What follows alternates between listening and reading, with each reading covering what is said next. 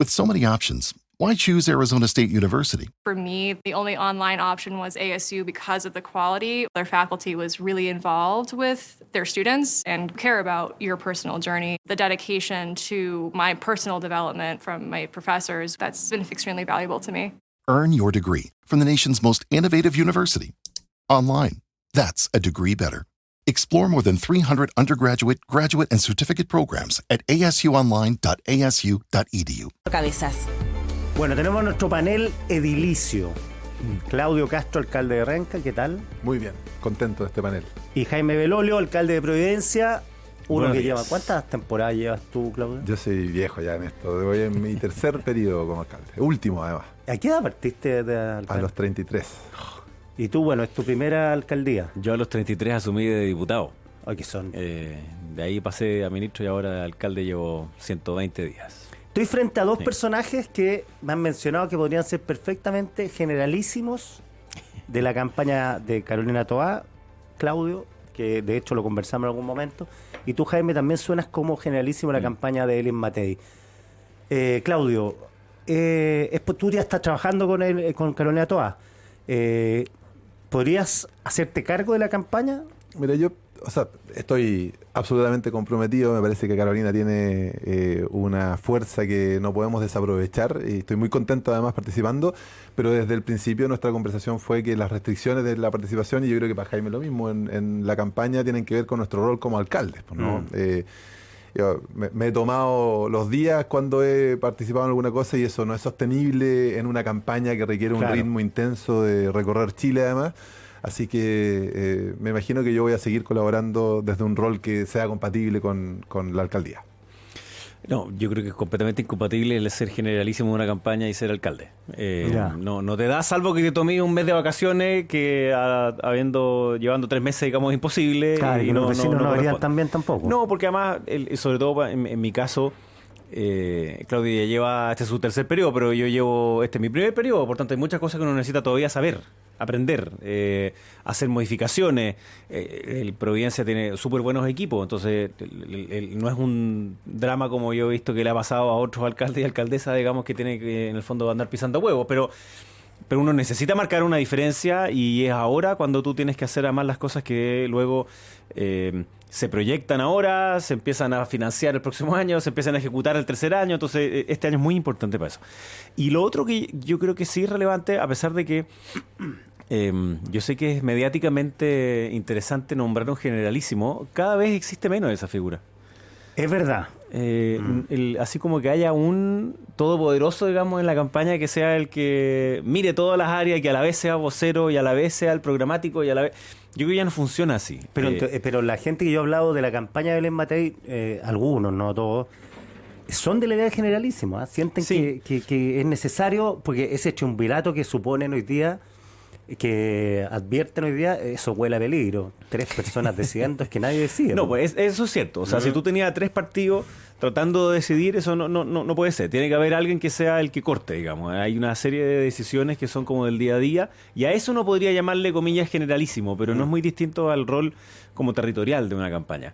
Y otra cosa diferente son quienes pueden ser voceros de la candidatura y que además van a ser siempre temáticos y tampoco alguien puede saber todo de todo. Claro, y ustedes podrían ser voceros por su Y experiencia. uno puede cooperar en eso, por supuesto. Sí, sin duda. Yo creo que además, y probablemente en el caso de Evelyn, lo que se discute hoy día tiene que ver también con la necesidad de una figura política, ¿no? Que interactúe con los partidos, que ordene la coalición, que busque la unidad más amplia, pero que en estricto rigor es un rol relativamente corrido, ¿no? Un par de grados respecto de lo que significa la logística de una campaña, el recorrer Chile, el poder plantear ideas, elaborar un contenido programático. Por cierto, la dimensión política es clave. Yo creo que hoy día un clivaje importante de esta elección se va a jugar en la capacidad de convocar de forma unitaria a los dos grandes bloques, ¿no? Y eso es lo que yo creo además que hoy día pone en una posición expectante al mundo del progresismo, que hace algunos meses atrás parecía muy por debajo de del mundo de la derecha, pero es precisamente esta capacidad o disposición hoy día, ¿no? Porque faltan todavía algunas semanas para construir especialmente una primaria unitaria, eso se va a terminar de definir en abril. Es lo que marca eso. Y yo tengo la impresión que la discusión, Quique, que tú planteas ahí, tiene que ver un poquito con esa idea, ¿no? Alguien fuerte que ayude a ordenar también, que es lo que se requiere hoy día. Oye, es coincidente que las candidatas de ustedes, Matei y Toá, están en el centro, centro-izquierda, centro-derecha. La candidata Toá ha sido muy clara en manifestar que se siente incómoda con Daniel Jadwe. No así lo ha dicho quizá Evelyn Matei, que podría decir lo mismo de Kaiser en el fondo. Pero, ¿cómo van las campañas de Toá y Matei van a sopesar esto de tener por la izquierda y por la derecha sectores más, digamos, más radicales, Claudio? Mira, yo creo Estoy que pensando si Jadwe fuese el candidato, que es el peor escenario para ustedes. nosotros hemos planteado, y lo ha planteado Carolina desde el principio, ¿no? Buscar construir la coalición lo más amplia posible, y eso significa, por cierto, ir mucho más allá de los partidos que hoy día representan al gobierno. Está la democracia cristiana. Nosotros venimos, al principio con Jaime estábamos comentando que viene la elección de la Asociación Chilena de Municipalidades. El mundo progresista constituyó la alianza Contigo Chile Mejor, que es más grande que el gobierno, ¿no? Ya, para los y ahí alcaldes incluyen teníamos la a la democracia cristiana Ya. en la alianza. Incluso más allá, hubo declaraciones de Jorge Burgos que dijo que le entusiasmaba mucho la candidatura de Carolina Toá. Yo diría que acá hemos estado los últimos años un poquito marcados por esta idea del apruebo y el rechazo, y esta elección precisamente va a volver a ordenar donde se marquen los clivajes en un código distinto, ¿no? Y esa es la apuesta de Carolina Toá. Ya, pero ¿Jadwe está incluido en esa propuesta? El Partido Comunista está incluido en Ya, esa propuesta. pero no Y Jadwe. lo que pasa es que, y esa es la gracia de una coalición, pues, ¿no? Nosotros nos enfocamos en aquello que nos une, y así ha gobernado el gobierno, y al mismo tiempo se gobierna, valga la redundancia, aquellas cosas que nos dividen. Y este gobierno, y yo creo que esa es una gracia que tiene el gobierno actual, que comienza con la coalición de Apruebo Dignidad, que luego se incorpora al socialismo democrático con mucha fuerza, y que es lo que no ha tenido la experiencia, que es la derecha, perdón, que es la experiencia de gobernar juntos, que es que nosotros logramos dirimir aquello, ¿no? Este gobierno ha planteado que lo que sucede en Venezuela es una dictadura. Evidentemente, eso es una tensión para el Partido Comunista. El Partido Comunista es parte de la coalición, y finalmente se zanjó el tema, ¿no? Ahora, Cuando se corríjame. gobierna, las diferencias se zanjan. No, que corríjanme ustedes, que son políticos, yo nunca había visto que una postulante vetara a un potencial candidato, porque además Jadwe no es marginal, po.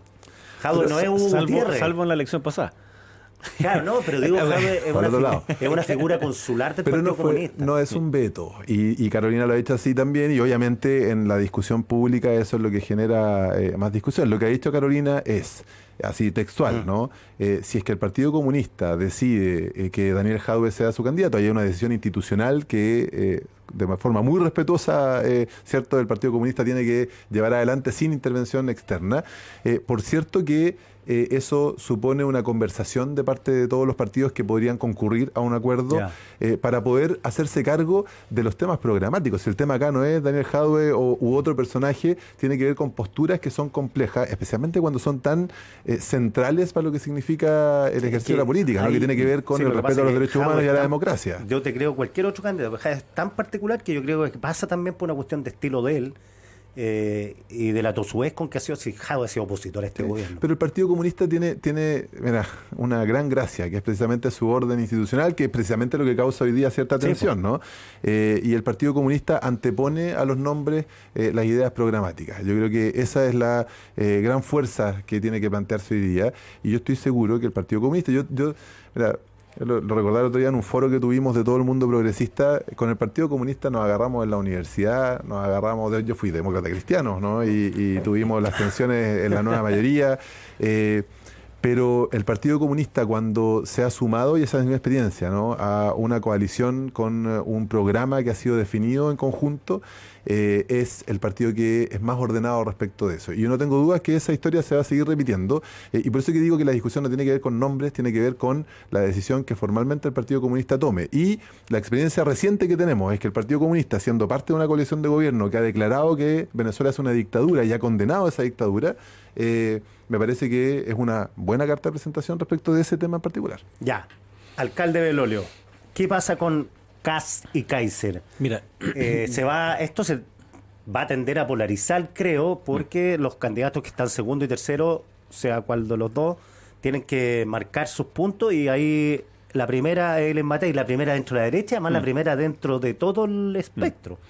Mira, yo creo que cada día más ocurre que las elecciones las decide el mundo más moderado, que es menos politizado y que es este votante obligado, llamémoslo así. Agustín Esquella dijo ayer en Tele 13 Radio que las elecciones se ganaban por la derecha porque hay un voto obligatorio que no es conocido.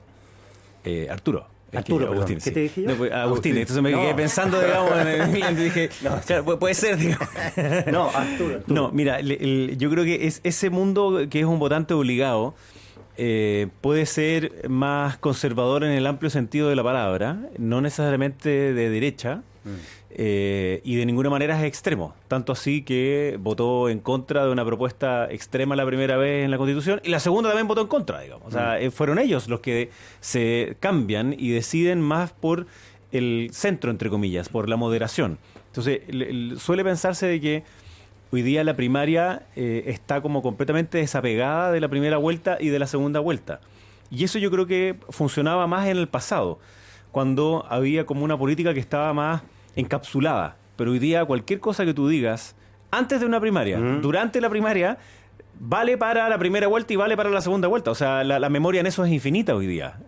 Tú puedes ir a buscar la declaración que hiciste en cualquier momento de cualquier cosa y te sale y por tanto pasa a ser, digamos, como si estuviera en la mitad de una campaña de primera o segunda vuelta. Entonces esta tesis de que al principio me endurezco más para después ir a buscar más el centro, hoy día es mucho más difícil ese movimiento. Tenéis menos espacio en la cancha como para poder hacer ese tipo de cosas. Entonces yo entiendo que hoy día hay como cierta ansiedad por decir hay crecimiento por el lado de la derecha, digamos, de la derecha, y entonces tenemos que ir a ocupar ese espacio. Digo, no, cuidado, porque la elección no se gana por allá. Y no se gana por allá porque justamente lo que pasó con el apruebo rechazo, ese 62, que ojalá que se mantenga, digamos, incluyendo a Jorge Burgos, significa que esa se ganó por la moderación, no se ganó por la derecha. Se ganó por el centro, digamos. Entonces yo esperaría que eso sea lo que se impulse, y sí me pasa que este es un gobierno que yo creo que a muchas personas les ha dejado con la esperanza en el suelo, de que no basta con decir que hay voluntad para hacer los cambios, ni que la presencia de algunos por sí solo va a significar que se van a construir más casas, digamos, porque no es así, ¿no? La gestión pública es muy importante y este gobierno nos ha mostrado eso mismo. Entonces, frente a la incertidumbre del futuro que tiene la familia, creo que lo que van a estar buscando es aquella persona que les asegure ciertas cosas mínimas de su vida cotidiana, que hoy día es la seguridad, es la salud, es el trabajo. Y en esas cosas Evelyn Matei tiene aspectos que mostrar concretos, no solo discursos, sino que acciones concretas. Y los dos candidatos... bien por la racional usted, ¿eh? Porque los otros se lo juegan más por lo emocional. Pero si quería una racionalidad de certeza, que a su vez es súper emocional. Puede ser o no puede ser, pero... Porque en el fondo, ¿qué es lo que te produce mayor tranquilidad? Aquel que te propone una radicalidad y que es más discurso que acción, o alguien que te demuestra que efectivamente sabe hacer lo que se tiene que hacer. Y en una cosa que dijo Carolina Toá con respecto a Jadwe, yo creo que tiene toda la razón. Ella dijo, cuando uno va a una primaria, no solamente compites con él, sino que además tenés que estar disponible a apoyarlo. Entonces uno tiene que marcarse esta línea roja. Sí, pues eso era complicado cuando yo le preguntaba a la gente de la UDI, ya, y si van con Kaiser, y si gana Kaiser, porque todos suponían que vamos con Kaiser porque Kaiser no va a ganar, y si gana, lo van a apoyar. Entonces, si tú Evópolis por lo pronto no lo apoyaría. Y si tú hay una primaria ahí, tenés que poner ciertas líneas base, mínimas, y líneas rojas también, pues. O sea, decir, ok, pero si te metes a esta cancha donde vamos a competir, entonces hay ciertas cosas que nosotros no vamos a apoyar nunca, digamos, porque de lo contrario no podría ser nuestro candidato, digamos. Yo creo que eso representa un desafío mayor para la derecha. Y que, insisto, nosotros lo tuvimos también en un momento. Jaime recordaba este veto, ¿cierto?, en la última elección presidencial, cuando Apruebo Dignidad dice, bueno, con ustedes con Narváez, no. O sea, con Narváez sí, con PPD no. Claro, sí. Y bueno, pero fíjate que en 3 años la historia es radicalmente distinta. Candidata la ministra del Interior y principal candidata de esta coalición. Ya, pero eso no te... Claudio, tú que eres en un mundo progresista, ¿eso no te suena raro? Porque yo digo que el proyecto de Apruebo Dignidad, que el nombre es como... que la UDI mantuviera la UDI por el sí todavía. ¿Ah? Yo creo que ya es hora de cambiar a Apruebo Dignidad.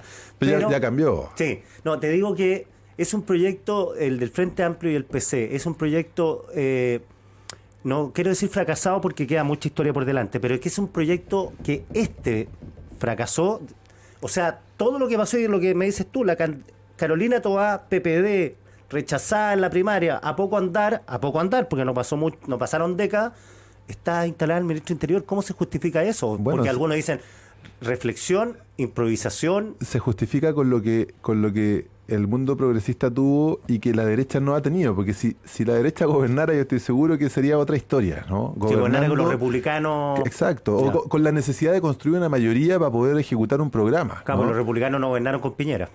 No, pues, por eso. Eso es lo que eventualmente podría pasar si es que se ordenara a la derecha y tuviese la posibilidad de ofrecer una idea común. Nosotros vivimos esa situación. Y hoy día, a mí me parece que, y ese es el desafío que tenemos con Carolina, ¿no? A partir de una escucha amplia y de la construcción de unas bases programáticas que nos permitan mirar no solamente los próximos 4 años, sino que una idea socialdemócrata al 2050. O sea, esto significa también proyectar la idea de mediano y largo plazo de cómo buscamos progreso, cohesión, seguridad, que es a lo que nos ha invitado Carolina como proyecto nacional, cómo eso sucede, ¿no? Eso hoy día se ve más posible porque la conversación en el mundo progresista, con todas las tensiones, estamos en política y en la fase final de negociaciones que nos van a terminar definiendo la primaria que tengamos, ¿no? Pero yo veo que la conversación en el mundo progresista es cómo y bajo qué parámetros se consigue la unidad de la primaria. Lo que yo veo en la derecha, por eso digo que están atrapados en eso, es que no hay cómo, pues, ¿no?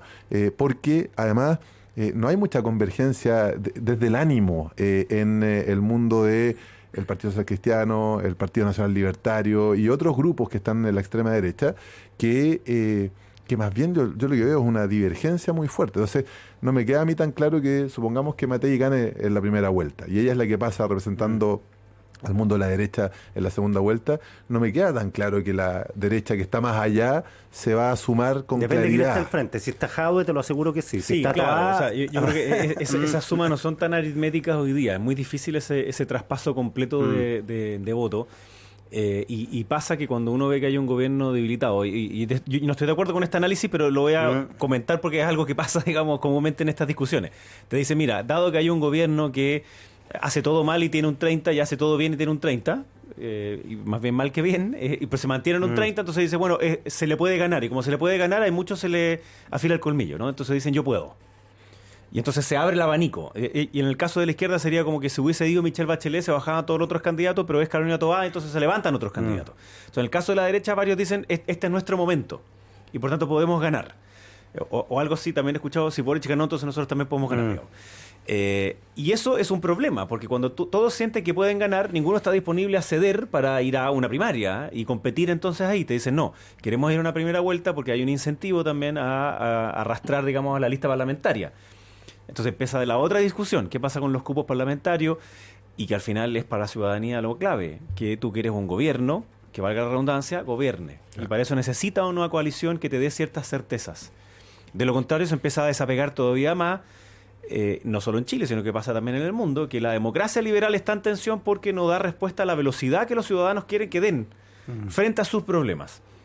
Y entonces empiezan a emerger líderes demagógicos, populistas, semi-autoritarios. La eficacia. Efectivamente. Entonces, yo creo que ahí tenemos un problema. Necesitamos un parlamento en donde hayan coaliciones sólidas predecibles, que sea un poquito más fome también, lo que pasa ahí. O sea, que tú sepas cuando se pone un proyecto de ley más o menos qué es lo que va a pasar. Hoy día, lamentablemente, no sabemos mucho de eso.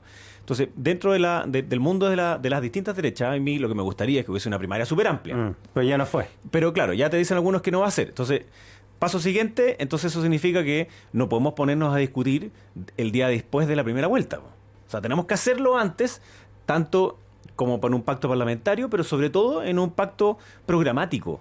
De nuevo, que es para dar certezas a las personas de cómo vas a gobernar en caso de ganar, cómo te haces cargo de lo que está pasando hoy día en Chile, digamos, que tenemos muchos problemas, pero sobre todo es que queremos levantar el ánimo, porque la lógica de la desesperanza es muy terrible, y creo que es la que más alimenta después el temor por cualquiera de los dos extremos, y esta lógica como eficacia que dices tú, ¿no? O sea, como, oye, elíjame a mí, si total esto no sirve para nada, los intermediarios. No, y además la eficacia resuelve el problema, no importa cómo. Si tiene que meter bala, meta bala, pero... Bueno, y eso es lo que se percibe de Evelyn, ¿no? Que se ha visto arrastrada o sea, cuando sale la pena de muerte, después la motosierra, tijeras de podar, después está o sea, mira, mi punto es nosotros tenemos una oportunidad que también tenemos que cuidarla, el mundo del progresismo. Es la oportunidad es que si somos suficientemente hábiles para construir y cuidar esta unidad que parece estar más cerca de nuestro mundo, ¿no? Por la conversación que tenemos para la primaria, porque tenemos la posibilidad de un bonito proceso de construcción programática,